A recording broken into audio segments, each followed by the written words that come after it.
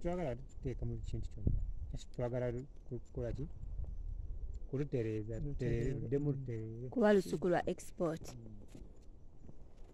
tebakirazi mikisinga tugenda ku ntula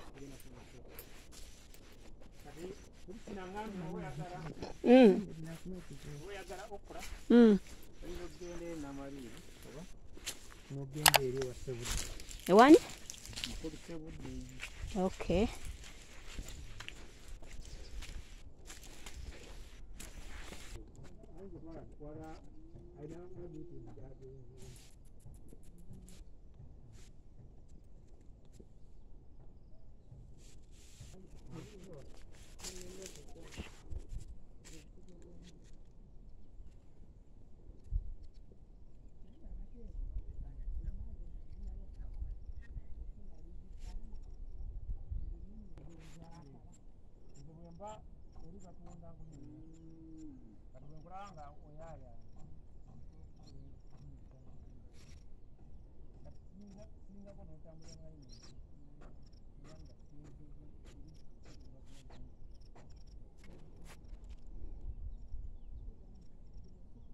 kasooli spacing ya kasooli wayenkana buno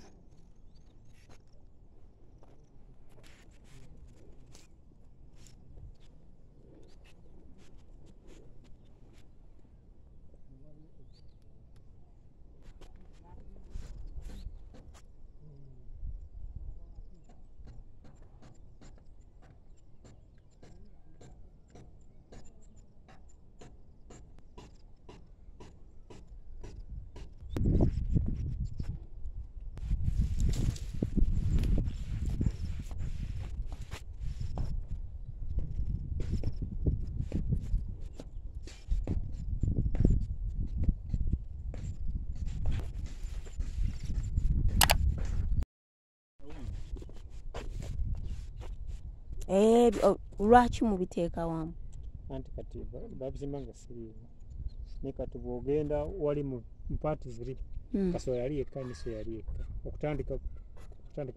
okutandika wali olukonko ono basimba nga siriivu eno yo bazimikisinga it won't affect tebijja kuba affected anti era nagambye babisimba nga siriivu singa naliwo sigenda bakkiriza kubigattawe najja eri ne babiseparating kati basimbanga wano soya eno wano basitimako kasooli ne babispacinga mu katuli wadde biri wamu naye ne bibanga tebiri together kale soya beans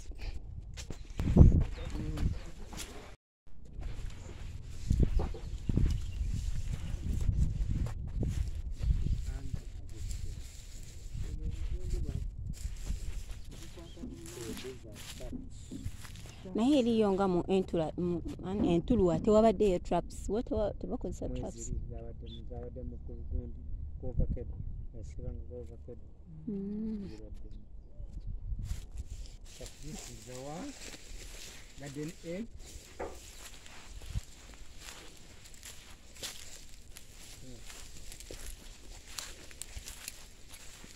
zino zimaze ebbanga ki zino zimaze nga ziri under harvesting ya ebbanga limaze nga muli zikungulako twatandika zikungulako mu Gwomusanvu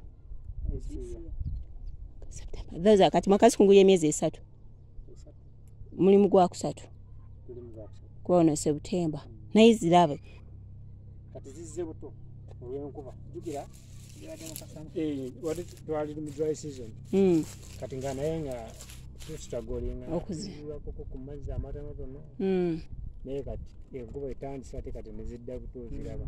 Segeza ebimera bino bwe bagamba nti nno kikungu y'emyezi 3, that is the on paper, naye in circumstances zisobola okujjayo n'okungula 4 oba 5. Wala zino kati gwe mu oba zitunulidde ozaziyinza kweyongerayo ebbanga ki nga zikyakungulwa. Zimalako zituuka December. Tolaba almost myezi 6. Ate buno butulututu obuziriko. No, this is Musana. Because now we are changing the weather. Yeah, they are changing the weather now. They are shedding off this. They are shedding off the bad leaves. Yeah. We are affected no Musana.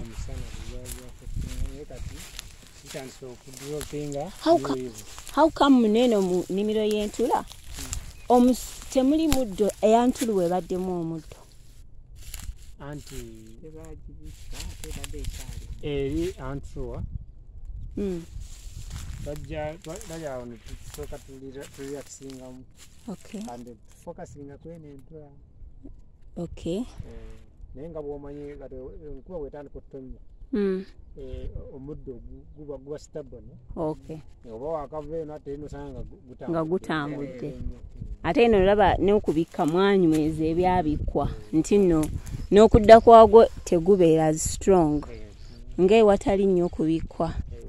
Kati waliwo omuntu eme abadde ambuuza nga ayagalamu balira entula agamba nti nno bw'aba atandika alina akola ki yentaganga ssente ki oba na bunene ki era mu kutuuka okungula enkungula ebeeta nga yagamba nti nayagala manye profits ne investment bw'aba ayagala okukirima like for export. Kisinziira gundi obugazi bw'ettaka ly'alina.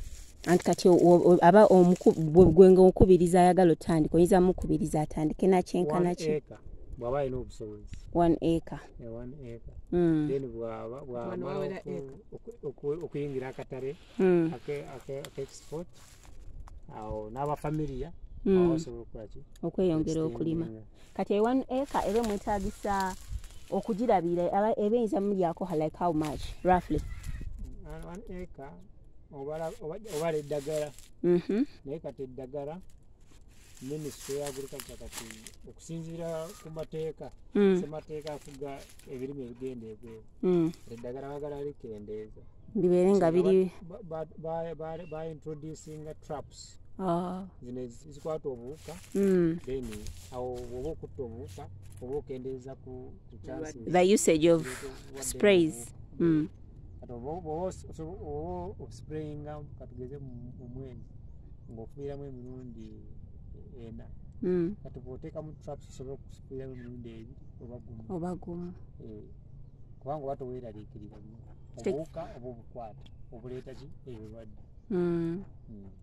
Kati bw'aba atandise ne 1 acre ekinene nnyo ng'amaze okukola transplanting aba afokasinga ku fertilizer then n'afuna ne traps.